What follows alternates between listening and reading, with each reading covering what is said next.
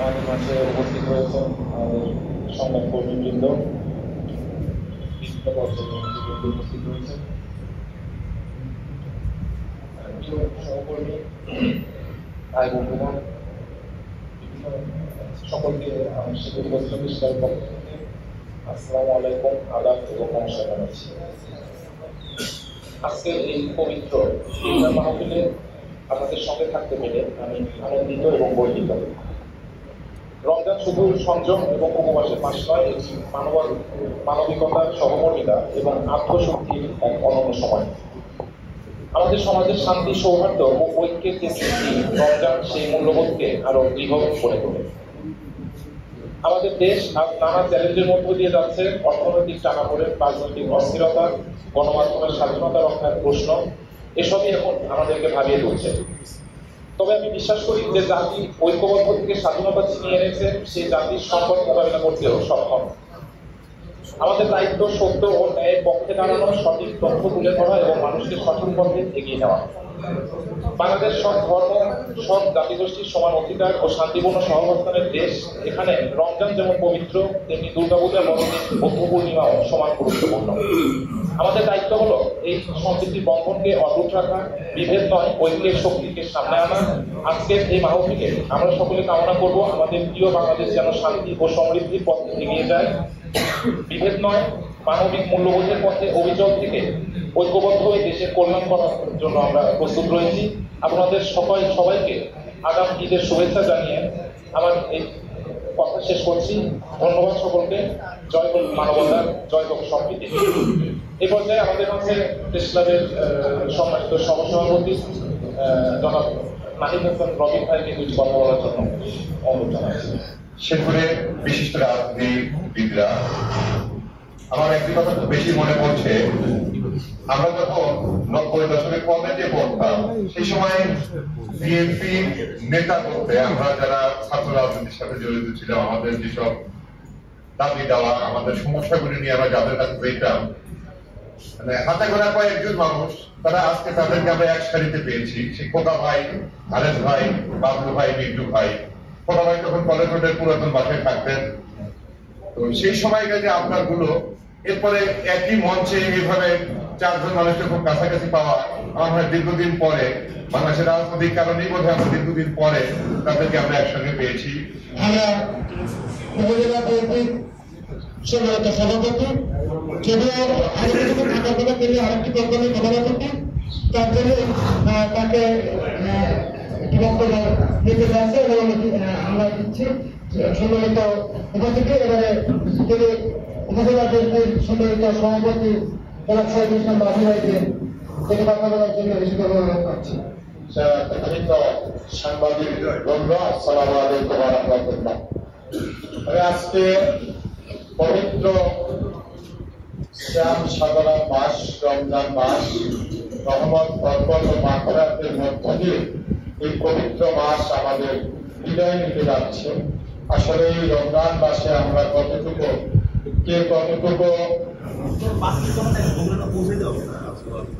স্বাগত জানাই উপজেলা প্রশাসনের পক্ষ থেকে এবং আমাকে দাওয়াত দেওয়ার জন্য একসাথে ধন্যবাদও জানাই। আমি অত্যন্ত দুঃখিত যে আমাকে আজকে একটু যেতে হচ্ছে, একটা দাওয়াত পড়ে গিয়েছে, আমাদের একসাথে জেলা প্রশাসনের দাওয়াত হয়ে গিয়েছে। সেরকমই আমি আপনাদের মাঝে উপস্থিত থাকতে পারছি না, কিন্তু আমি একটু ফোনটা চেয়ে নিলাম। তো যারা এখানে উপস্থিত হয়েছেন, শেরপুর উপজেলা প্রেস ক্লাব, আমরা এই প্রেস ক্লাবের সাথে যারা সংযুক্ত আছেন সকলের সাথে আমাদের একটা আন্তরিক এবং সৌহার্দ্যপূর্ণ সম্পর্ক বিদ্যমান। আশা করি এই সম্পর্ক শেষ পর্যন্ত আমার সাথে বজায় থাকবে এবং এখানে যারা রাজনৈতিক নেতৃত্বে উপস্থিত হয়েছেন, আমি তাদের সকলকে একই সাথে ধন্যবাদ জানাই এবং আমাদের এখানে একটা সৌহার্দ্যপূর্ণ সম্পর্ক বজায় থাকবে এই শেরপুরবাসীর মধ্যে এবং সকলের মধ্যে এই আশাবাদ থাকলো। সামনে আমাদের মহান স্বাধীনতা ও জাতীয় দিবস রয়েছে, সেই অনুষ্ঠানে আমি সকলকে আমন্ত্রণ জানাই। আমাদের জাতীয় দিবসটা সবার জন্য একটা আনন্দের দিন এবং আমি একই সাথে বলবো যে আজকের এই প্রোগ্রামটা সুন্দরভাবে সফল আপনারা করেন, সে আশাবাদ ব্যক্ত করে এবং সবার কাছ থেকে দোয়া চেয়ে আমি অনুমতি দিলে একটি দিতে চাচ্ছি। ধন্যবাদ সবাইকে। আসসালামু আলাইকুম। সমস্ত জাতির জন্য আমরা দোয়া করবো যেন আমরা সারা পৃথিবী জুড়ে আমরা আল্লাহ পাক যেন সবাইকে সুস্থতার মধ্যে রাখেন এবং সাংবাদিক, আজকের এই প্রেস ক্লাবের সাংবাদিক বৃন্দ যারা আছেন, আমরা সাংবাদিক পেশাটি অত্যন্ত গুরুত্বপূর্ণ পেশা, যেটা দেশের কল্যাণ এবং দেশবাসীর জন্য অনেক কল্যাণ বয়ে আনে। আজকে সবার সুস্বাস্থ্য এবং দোয়া চেয়ে আমি আমার বক্তব্য সংক্ষিপ্ত করতেছি। সাংবাদিকদের উদ্দেশ্যে বলতে চাই যে আগামীতে যেহেতু আমাদের যেহেতু দেশে একটা পথ পরিবর্তন হয়েছে, একটা বিপ্লবের মাধ্যমে স্বৈরাচার ফ্যাসিস্টের পতন ঘটেছে, আমাদের আগামীতে একটি সঠিক, সুন্দর এবং দুর্নীতিমুক্ত, ফ্যাসিস্ট মুক্ত, স্বৈরাচার মুক্ত একটি সরকার এবং সমাজ গঠন করতে হবে। এবং এই গঠনে আমি সাংবাদিক ভাইদের দৃষ্টি আকর্ষণ করবো, আমাদের ইলেকট্রনিক মিডিয়া, সরকার মিডিয়া, প্রিন্ট মিডিয়া সমস্ত মাধ্যমে ওই ফ্যাসিস্টদের বিরুদ্ধে, ফ্যাসিস্টের পক্ষে তো নয়, ফ্যাসিস্টরা যেন আর নতুন করে না আসতে পারে এই গণতান্ত্রিক রাষ্ট্রে, এই আশাবাদ আমরা আপনাদের কাছে করি। রমজানকে খরচ করে দিয়েছে মানুষকে সংযোগ করার জন্য। আমরা যেন আত্মসত্য করতে পারি, আমরা পরিশুদ্ধ হতে পারি। আসলে আমাদের এই জীবনটা শেষ নয়, আখিরাতের একটা জীবন রয়েছে। এই জীবনটাই আমাদের সেখানে স্থায়ী জীবন, সেখানে যেন আমাদের সুন্দর হয়। আজকে আমরা যারা এখানে উপস্থিত হয়েছি, আমরা নিজেদেরকে যেন পরিশুদ্ধের মাধ্যমে আমাদের পরকালীন জীবনকে সুন্দর করতে পারি, তবে আমাদের সার্থকতা হবে। আর আমাদের এই দেশে একটা সুন্দর পরিবেশ হয়েছে। আমরা আল্লাহর কাছে এই ইফতারের পূর্ব মুহূর্তে দোয়া করবো যে আল্লাহ রাব্বুল আলামিন যেন বাংলাদেশের স্বাধীনতাকে রক্ষা করেন, এই দেশের জন্য সুন্দর পরিবেশ হওয়ার জন্য। পবিত্র মাহে রমজানের শেষের দিকে ইফতারের পুরো মুহূর্তে আজকে শেরপুর উপজেলা প্রেসক্লাব আয়োজিত ইফতার এবং দোয়া মাহফিলে সম্মানিত প্রেসক্লাব নেতৃবৃন্দ, উপস্থিত জাতীয় এবং স্থানীয় দেশে যে অতীত সরকার ফ্যাসিস্ট আওয়ামী লীগ ওনাদের পতনই, কিন্তু লক্ষ্য করা যাচ্ছে যে আমাদের দেশে একটা বিশাল ষড়যন্ত্র চলছে। আমি এই ষড়যন্ত্রকে মোকাবেলা বা রুখে দেওয়ার জন্য সমাজ, রাজনীতিবিদ, সাংবাদিক বৃন্দ সকলকে ঐক্যের কোনো বিকল্প নেই, আমাদেরকে ঐক্যবদ্ধভাবে এটাকে মোকাবেলা করতে হবে। তা না হলে আমি একটি কথা বলতে চাই, যদি বর্তমান অন্তর্বর্তীকালীন সরকার কোন ক্রমে যদি নির্বাচন দিতে ফেল করে, তাহলে আমার জাতির জন্য কিন্তু একটা দুর্ভাগ্য নেমে আসবে। এই ব্যাপারে আমি সতর্ক থাকার জন্য সকলকে আহ্বান জানাবো। এবং আজকের এই ইফতার মাহফিলে বিশেষ করে আমাদেরকে আমন্ত্রণ করার জন্য উপজেলা প্রেস ক্লাব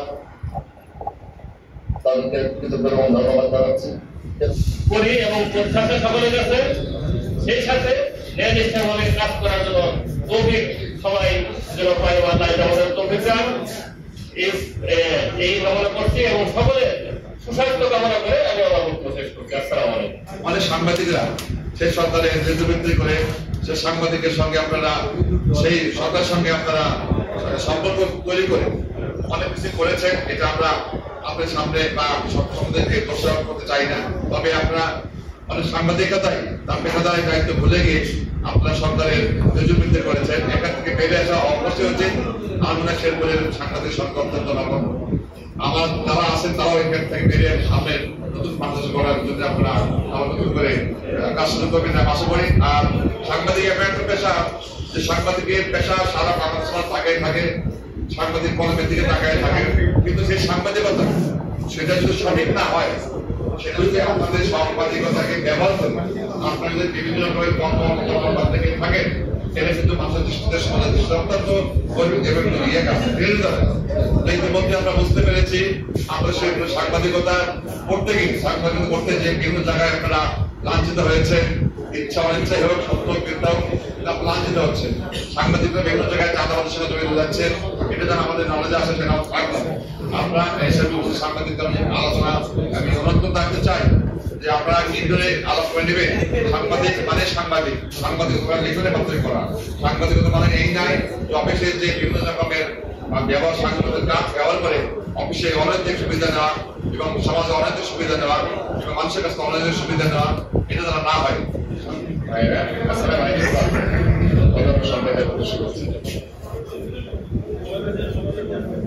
ইফতারের পূর্বে আলোচনা আসলে সমস্যা হয়, সময় থাকে না, পাশাপাশি খাবার বিতরণ নিয়ে একটা আলোচনা হয়, কথা বলে শান্তি হয়।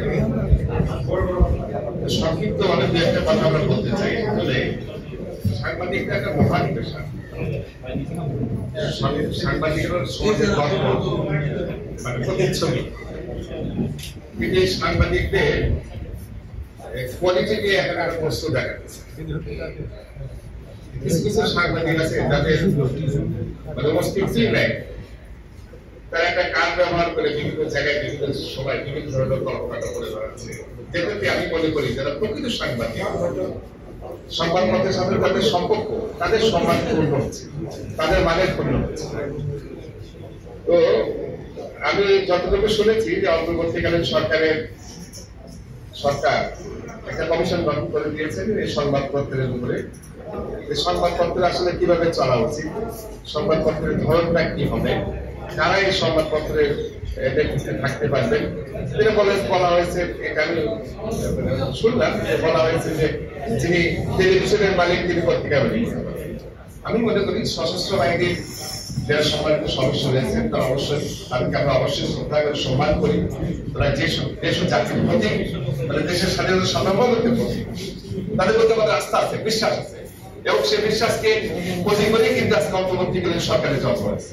উপজেলা প্রেস ক্লাব কর্তৃক আয়োজিত আজকের এই ইফতার মাহফিলে উপস্থিত আছেন আমার প্রিয়, আমার ডান পাশে বসা হারেস ভাই, ওকা ভাই, আরো আমার নাসিম ভাই সহ সম্মানিত উপস্থিত সাংবাদিক বৃন্দ, প্রিয় সাংবাদিক বৃন্দ, যার যার জায়গা থেকে আমরা আমাদের যদি এই একটা প্রতিজ্ঞা করি যে আমরা সর্বদা সত্য কথা বলবো, সঠিক পথে চলবো।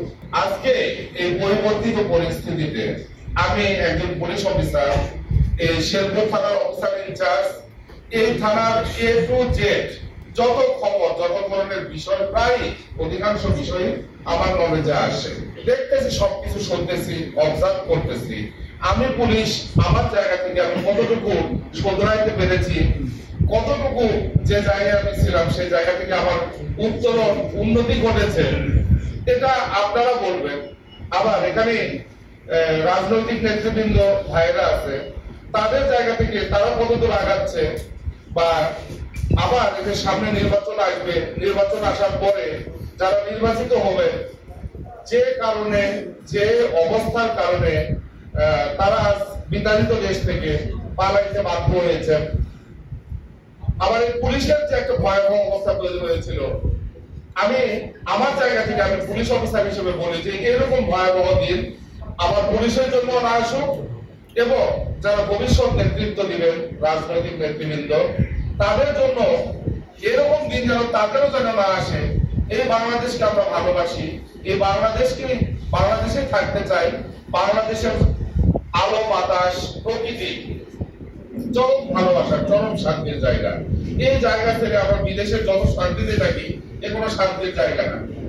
তো সব দিক থেকে বিবেচনা করে আমার কথা হলো যে আমরা আমাদের পুলিশিংটা ভালোভাবে করি, রাজনীতিবিদরা তাদের রাজনীতির জায়গাটা ধরে রাখুক। আমরা কখনোই সাধারণ মানুষ চাই না যে শান্তির বাহিরে আমরা থাকি। আমি অনুরোধ করবো উপজেলা প্রেস ক্লাবের সাংবাদিক ভাইরা আছেন, অন্তত পক্ষে আপনাদের জায়গা থেকে আপনারা একটু কষ্ট করবেন। রাতের বেলা, ভোরবেলা, ঝড় বৃষ্টির মধ্যে পুলিশ না গেলে কিন্তু কোনো ঘটনাস্থলে ঘটনার খবর পায় না। আপনি আমার কাছে জানবেন, কিন্তু প্রকৃতপক্ষে আপনাকেও কিন্তু ঘটনাস্থলে যাইতে হবে। তো ধন্যবাদ সবাইকে, ভালো থাকবেন সবাই, আমাদের দোয়া করবেন, আপনাদের জন্য আন্তরিক